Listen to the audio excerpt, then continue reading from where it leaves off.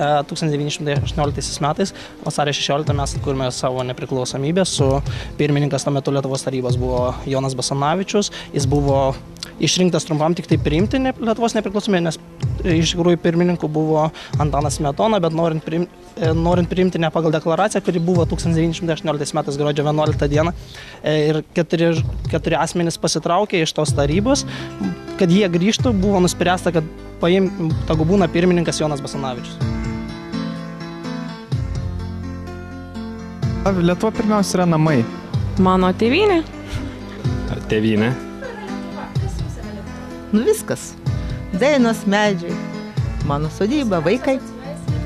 Tokia bendruomenė, kuris skleistų gėrį pasaulį. Mes turim būti pavyzdys visam pasauliui. Tai tarsi pavyzdys, kad už Lietuvą reikia ne tik kovoti, bet ir mylėti ją. Na, aš manau, man tai gal nieko nereiškia. Išeiginė. Laisvadienis. Manau, jinai yra reikšminga mūsų valstybei, Lietuvai.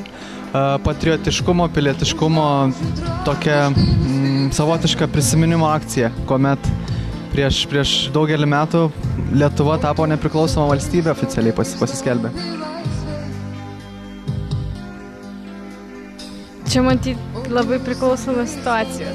Gal kada nors, kai būsi senas.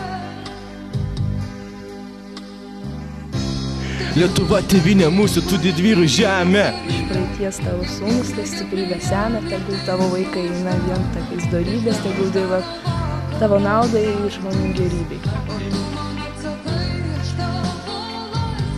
Saulė, kažkokia viltis, šviesa, tas spindulys, kurio reikėtų. Žalia, žalė, todėl, kad mes gyvename vidutinėse platumose, Lietuvoje daug augmenijos, visur žalia, ar ne? Raudona spalva rodo ryžtą, kad tai kovoti už teisybę. Geltona spalva tai saulė, žalia tai laukų spalva, raudona tai mūsų kraujas. Kartu jos tai, visi kartu. Lietuva. Nu va.